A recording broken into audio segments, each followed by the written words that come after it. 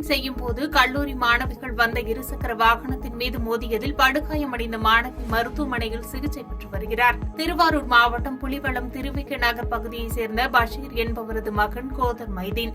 பள்ளி படிப்பை கூட முடிக்காத கோதர் மைதீன் தினமும் வேலிங் செய்து தனது இன்ஸ்டாகிராம் பக்கத்தில் ரீல்ஸ் போடுவதை முழுநேர வேலையாக செய்து வந்துள்ளார்.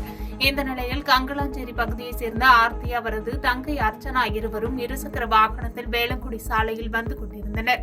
அப்போது வேலங்குடி ரயில்வே கேட் அருகே வீலிங் செய்து கொண்டிருந்த கோதர் மைதீன் இருசக்கர வாகனத்தின் மீது மோதினார். இதில் இருவரும் காயமடைந்த நிலையில் அக்கம்பக்கத்தினர் அவர்களை மீட்டு மருத்துவமனைக்கு அனுப்பி வைத்தனர். இதனையடுத்து சம்பவ இடத்திற்கு வந்த போலீசார் கோதர் மைதீன் மீது 5 பிரிவின் கீழ் வழக்கு பதிவு செய்து கைது செய்துள்ளனர்.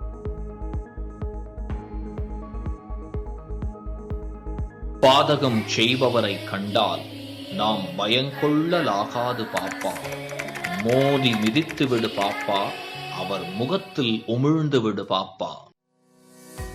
அண்மை செய்திகளை உடனுக்குடன் தெரிந்து கொள்ள இணைந்திருங்கள் இயம்நாடு தொலைக்காட்சியுடன்.